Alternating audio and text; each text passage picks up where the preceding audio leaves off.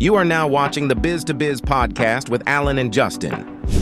Yo, what's up, everybody? It's Justin live from B2B Vault, the Biz to Biz podcast, sponsored by Nationwide Payment Systems, hosted by this guy, the Scott Skiles of payment processing himself, Alan Kopelman. In today's podcast, we're going to be talking about payment trends for March 2024. It is the 28th of March already. That's crazy. Holy craziness. Yeah, my birthday's coming up soon. Nice. My dad's is on the 3rd. Oh, we're Aries brothers. There you go. I wonder if he knows that. I don't know. Maybe. I don't know. How you doing, man? I'm doing okay. You know, another month passed by in 2024. We're in the middle of March Madness now. Go Marquette. So, you know, are people working on their brackets or I didn't fill one out this year. We're working at work. I didn't fill one out this year. Yeah, you got the men's bracket, the women's bracket. I don't pay much attention to the women's basketball. Women's basketball is pretty exciting this year. That's what you said. Yeah. It's never been my thing. Go no Iowa. disrespect to the women of basketball. I mean, you know. Go Iowa. Caitlin Clark and company. Iowa. And how's it going over there? It's going. Okay. Taking one day at a time, man. So, yeah, man, what you got going on this payment trends thing? So, you know, a crazy story like popped up in the news yesterday about, which we don't have on the sheet, but at Visa and MasterCard, there's been an ongoing lawsuit for over a decade. For swipe fees. Right. So for over a decade, this lawsuit's been going on. And all of a sudden they announce there's this settlement agreement. I mean, the judge has to agree to it. But what's crazy about the settlement agreement is nobody's going to get any money back.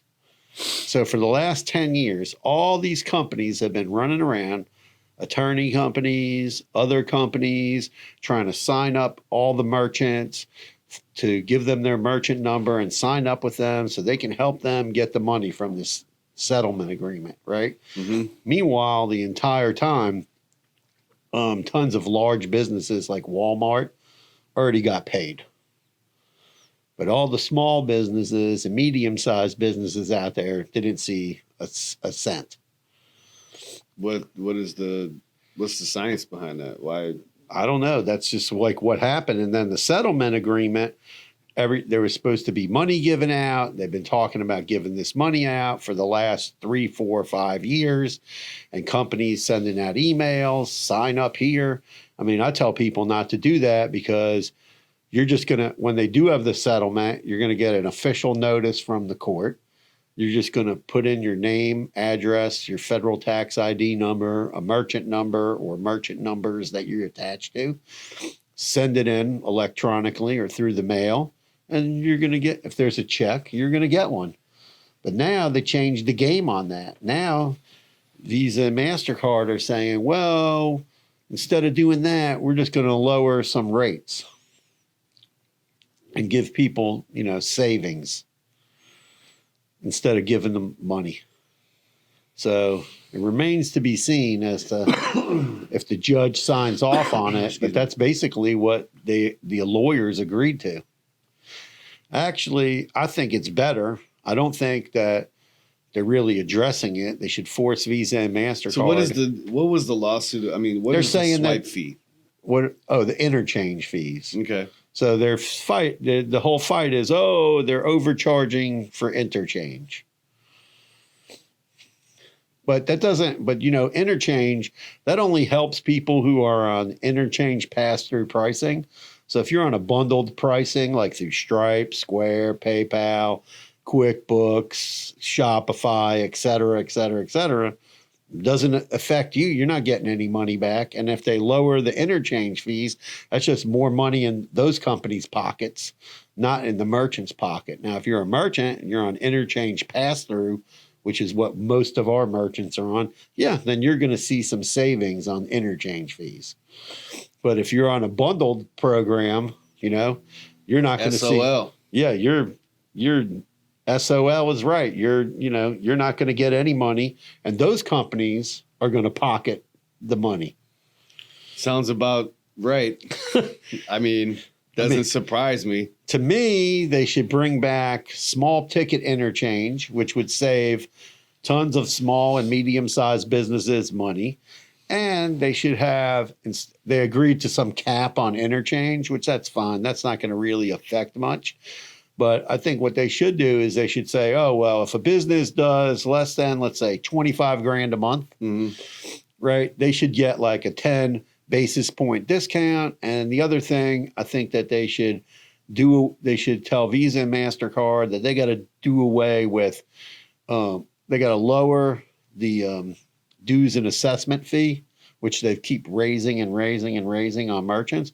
We don't get 1 cent. People think like we get all this money from the credit card processing. Right. We don't get that much because all the interchange goes to the banks. All the dues and assessments and other fees go to Visa and MasterCard. Yeah, they should make them lower the dues and assessment fee, bring back small ticket interchange. And they should also, Biden talks about all these junk fees.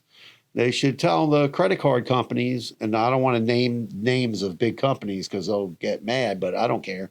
Like one that's egregious is First Data, has a lot of junk fees on their statement. And there's other companies that have tons of junk fees on their statement.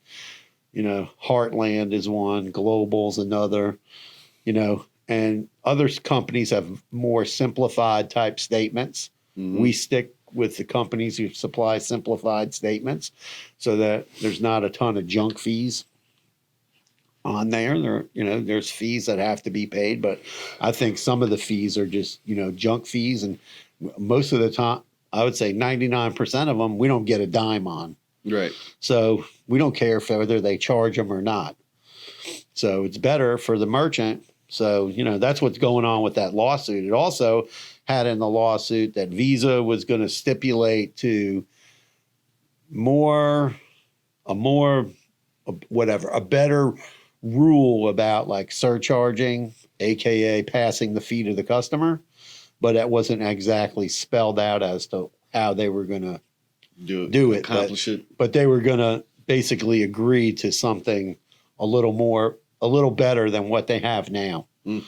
And then that would probably stop some of these states from some of the laws that they put in. New York, New Jersey, California, and other states have looked at, laws against this surcharging thing, which makes no sense because you still have dual pricing where it enables businesses to offer a cash price and a credit price. Right. So they're just wasting time when they pass these surcharge laws because, the workaround is dual pricing. Mm-hmm. And nobody does surcharging. They just don't. Right. So it's just, we'll see how this lawsuit plays out. I mean, a couple of organizations came out against it, convenience store organization. Oh, we don't like it. But when you look at it, I did the math on it, like what the settlement amount was and how much. And if you divided it by the amount of businesses in the U.S., it came out to somewhere around $150 to $200 per business in the United States. Well, that's why no one's getting the money. It's dropping a bucket. Right. So, I mean, who cares about that? That's no money. To get some basis points back, that would be good. But I also think they got to look at these other fees and drop them. But we'll see what happens. The judge has to sign off on it. And hopefully the sooner the better. And I hope that they force Visa into something that allows the dual pricing and stop with all the games, playing the games. Just address the monkey in the room and the elephant, because how do they say that? Left the barn. The horse left the barn already. Something like that. Yeah. The horse ran out of the gate a long time ago. 5-6 years ago. COVID accelerated that. The cat's out the bag. Yeah, the cat's out of the bag, with passing the fee. And it just needs to be dealt with. So, because the Supreme Court's dealt with it, Durbin dealt with it. There's so many things. It just needs to be cleaned up and be cleaner. But that's where that's going. So if you have comments on that, let us know. We'll probably put some other blogs out about it and wait and see what the court says about it. And that's that. And then the other big thing in the news has been the Google, with third-party cookies. Yeah. So it's been all over the news lately. You know more about the cookies than I do. I mean, I used to eat a lot of cookies.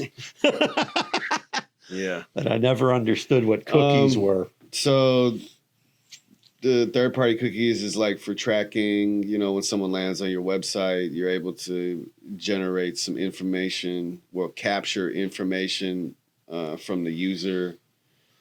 And, in a sense, it's a lot to do with privacy and all the other stuff that's been going on. Like you said the other day about how you feel like it's connected to the EU, the European, they had a big lawsuit about Google and how they store data and all the other thing. And, in a sense, yeah, it's not a bad thing because, people don't want their information everywhere, right? Right. But for small businesses, that kind of lead capturing or data, the information that we would receive is detrimental, to some business types. Right. It makes it easier to find out who you're marketing your business to. Right. Right. Who's actually looking at your website? Right. What's the age category, demographic, all that zip codes? Yeah. So I'm not sure exactly what this, what it means for us as like for digital marketers from like myself. I think it's going to be a little bit more difficult to get that data, right? Yeah. I mean, but yeah, like, the way with the cybersecurity and all the hacking and all, there's just a lot going on. Technology is growing rapidly. Well, not as rapid as some would like, but technology is like changing, like with AI and all that. But a lot of these products, I would say the jury's still out on whether they work or they don't work, and how effective they really are. Yeah, it kind of like goes back on the one podcast about platforms and how I say, people need to stop being lazy. I think this is kind of like, I kind of ate my words now. You know what I mean? Like, you're going to have to do your due diligence to, figure some stuff out. And, marketing is changing. People don't want the same old, right? Like they're looking for more of a personal base, personal touch, like a human touch. I agree. AI is a great tool and, I'll be using it. Is a guy who's been in SEO who started Moz, Rand Fishkin. I don't know if you're familiar with him. No, well, I know Moz. Yeah, well, he created it. It was his baby. And he just, he wrote a really interesting article on LinkedIn about how, he doesn't believe that AI is going to wipe out our jobs. I don't think it's going to wipe out. It's not. You know what I mean? If it was, it would have already happened. Right. You know what I mean? And that was one of his major points. He's like, it's a good article. I'll share it with you when maybe I'll share it with the people. But he just made a lot of sense, and it's kind of going back to basics. I think that's what it really boils down to. You're gonna have to take a deep dive into figuring out who you're trying to market your products to. And a lot of times, it's like a no-brainer, right? Like, for us, not so much because, we offer this to everyone, right? Payment processing is for any and every business possible. So, as a business owner, Alan doesn't like to put all his ducks in a row. He wants options. So for me, it's really difficult. No, I understand that. Like what I'm saying is like other, like if you sell T-shirts and it's got like graffiti on it, or, whatever art that you choose, typically you're not marketing that to like a 63-year-old man. Exactly. You know what I mean? So you got a lot of stuff is kind of a lot easier. You want to target, 18 to 30-year-olds that live in the inner city, blah, blah, blah. You know what I mean? Right. Like, it's easy to come up with those types of things. Yeah. But, for business owners with the third-party tracking, it is going to be more difficult to capture those leads. Right. You're gonna have to be creative. You're gonna have to really look at. I think it's gonna be more. It's like you're pushing people to social media more because it's gonna be a lot easier to track that way. Right. I mean, if you see Justin Owings liked a product page, right. And then you can retarget ads to me. You know what I Right. mean? So I it'll be interesting if this trickles down into social media that way, right? Yeah, we'll see what happens because there's a lot of lawsuits going on in the EU, and they seem to all spill back into the U.S. They do. They do. And, it's been it's been a wild ride. I've been doing this for almost 15 years now, and you know what I mean? And so I always say my favorite book is Who Moved the Cheese? Yeah, the cheese is moving. The cheese is moving. So you got to start thinking about what you're going to do with that. I think, like in the e-commerce side of it is going to, I think those guys are going to end up feeling the brunt of it the most. Well, it might increase like people doing affiliate marketing, but that's something that the credit card companies are really frowning upon right now. I've never been a fan of affiliate marketing. I just don't. To me, it's like a pyramid hustle, the pyramid scheme type of deal. Just go market yourself. That's what I would say. Like find a product and sell it, bro. Because now with like AI, when we get a customer, they're doing e-com, the first thing the credit card processor does is they have some search tool that goes out, searches the internet to see where their affiliate links are. And then they find them. And then they see all kinds of, jacked up advertising. Like there's all these people now trying to sell diet pills, but they're comparing it to like Ozempic, Yeah. And then, or it's trying to sell other product, like CBD and then saying, oh, it cures this and cures that, on the affiliate links. Yeah. And then that kind of muddies up the waters for, regular merchants. And then it's harder to get these guys with all these affiliate links approved. So affiliate marketing is nuts. Yeah, it's crazy. And then some other stuff that's been in the news is this, for some reason, I don't know what's going on with like data breaches. Data breaches are like out of control. Like every day I'm getting messages from Credit Karma, some other thing I signed up for. I'm like, well, your email address has been exposed. Okay, my email is exposed. What am I? I'm not going to be able to do anything about that. My email, I've had the same email address for 23 years. So, what are you going to do? Change your email address? I think the email providers are going to have to figure out a better way.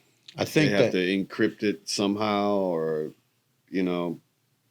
as a digital marketer, I've been dealing with like hacking forever. I can remember I've been fortunate because I was taught well. Right. You know what I mean? And to set up firewalls and, other types of things to prevent those types of things to happen to our websites. And, just making sure that you're not clicking on spammy links and, educating, you obviously you've been in tech and fintech for long enough to know you're not going to click on some stupid spammy link and fill out the information. Open up any attachments that you don't know what they are. Oh, man. I mean, I get attachments every day. Oh, we have a check for you. Here's an invoice. Oh, you're owed $1 million. You're owed $5,000. Someone almost got me actually yesterday because it actually came to my inbox. Yeah. And I'm like, what is this? But then as soon as I clicked it, it tried to download a file or something, and I'm like, I'm going to cancel that because I don't know what that is. Exactly. I don't know who you are. Yeah. But this kind of ties into the third-party cookies and data and stuff like that. You know what I mean? It's like, I think the email providers need to, like, when you want to get an email account, right? I think that there needs to be a level of verification. Like, absolutely, you need to upload your driver's license, do a selfie, and then you have a valid email, and you get like a check mark next to it or something. Yeah, there should be. I mean, they make us do that for everything else, right? Like some sort of two-step verification process, right? Yeah, you shouldn't be able to be like the one email address, Muhammad, not a man, right? at Gmail. You know, like it was like literally something. I am not a man. I am not human. A human. Yeah, I am not human. Yeah. Yeah. That was weird. Yeah, that was. And if that guy was like whoever created that, but it wasn't, like, you know what I mean? You could be really creative and, you know, you had a cool email address. I've seen some pretty cool emails in my life too. Right. But yeah, like it was like first name AI, not human. Like that was his name. So I think you're right. Like, you know, Gmail, but at the end of the day, how the hell can they monitor 100 million? They can just say, oh, if you want to use this email address, you need to verify your identity, and then give you a link to click, put up your driver's license. And then, connected to the Department of Motor Vehicles or like now they have like ID.me, which will verify you for like paying your taxes and a bunch of other stuff. You have to sign up to pay your taxes with them. Right. With ID.me. So, you know, the email companies could use that. Or I've seen like LinkedIn's using Clear. I hate to say it, but I agree. Like at this point, it's kind of to the point where, you know, for security purposes, right? For safety. Yeah, for safety. Exactly. You know, I mean, you're going to have to.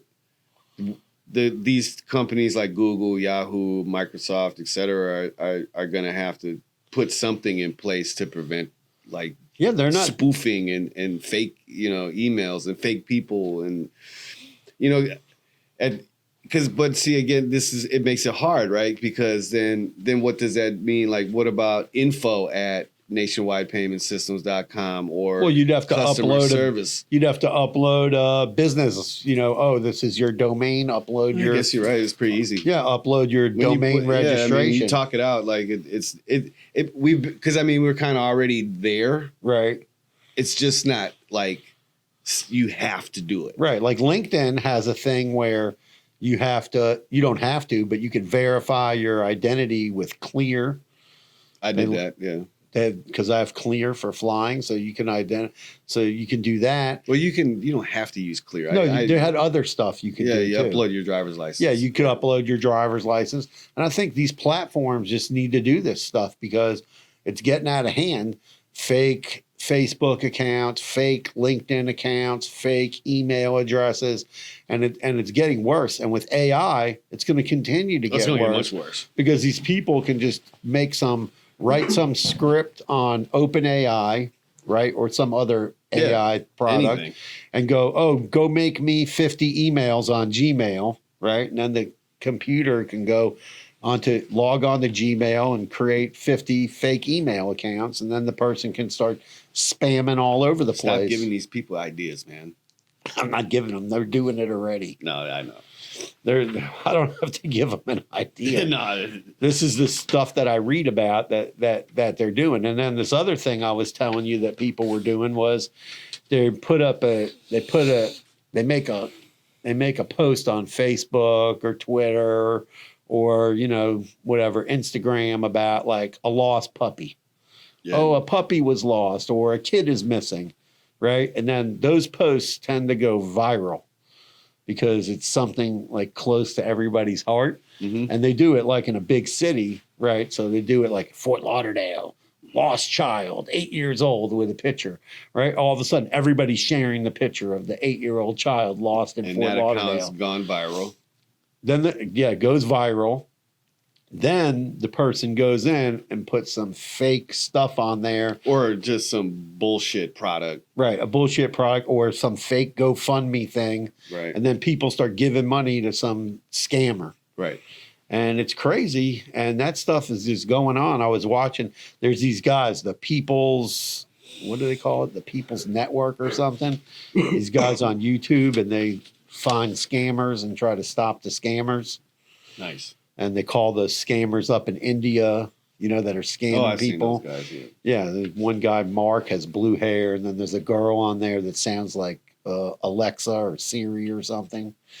And and they were talking about that scam the other day, and I was like, that's ridiculous. That and then Facebook's not doing anything. They, I think that all of them, Mike, we need to call them all out. Facebook, Twitter, X.